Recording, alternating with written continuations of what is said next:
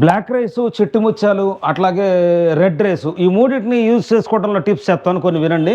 Black rice వచ్చేసి చక్కగా ఎక్కువసేపు నానబెట్టి కొంచెం పాలు, ఆర్గానిక్ బెల్లం వేసుకుని పరమాన్నం లాగా చేసుకున్నట్టయితే ఎక్సలెంట్ గా ఉంటది. మా మేడం గారు బ్రహ్మాండంగా చేస్తారు, నేను అది ఎంజాయ్ చేస్తున్నాను. నెక్స్ట్ అట్లాగే చిట్టి ముత్యాలు అన్నది వెట్ విషయాలకు మాత్రమే పనికి వస్తుంది. చిట్టి ముత్యాలు బిర్యానీ అన్నది నేను అమ్ముకుంటే కాదనట్లేదు, కానీ చిట్టి ముత్యాలు చేయడానికి బిస్బేలాబాత్ కానీ, పరమాన్నం కానీ, లేకపోతే పెరుగన్నం కానీ, దద్దోజనం కానీ అట్లా తడిగా ఉండే వస్తువులు కనుక చేసుకున్నట్టయితే బ్రహ్మాండంగా ఉంటుంది. ప్రాన్ రైస్ కి చాలా బాగుంటుందని ఫీడ్బ్యాక్ ఉంది. నేను వెజిటేరియన్, నాకు తెలియదు. ఇంకా నెక్స్ట్ లాస్ట్ ఏంటంటే రెడ్ రైస్ లో 3 మేజర్ పార్ట్స్ ఉంటాయి. ఒకటి నవర, 2 రెడ్ రైస్, 3 వచ్చి రాజముడి. రాజముడిని నేను ప్రిఫర్ చేస్తాను, ఎందుకంటే దాంట్లో కొంచెం వైటిష్ రైస్ కూడా ఉంటుంది కాబట్టి వాల్యూస్ ఉంటాయి, తినటానికి ఈజీగా ఉంటుంది. నేను ఏది చెప్పినా యూజర్ ఫ్రెండ్లీగా ఉండేది, నాన్నకోటి, అమ్మకోటి, అక్కకోటి, చెల్లికోటి కాకుండా ఫ్యామిలీ మొత్తానికి వాడుకునే ఒకే రకం బియ్యం సజెస్ట్ చేయడానికే నేను ట్రై చేస్తాను. Thank you so much. Me Prasad Konjeti.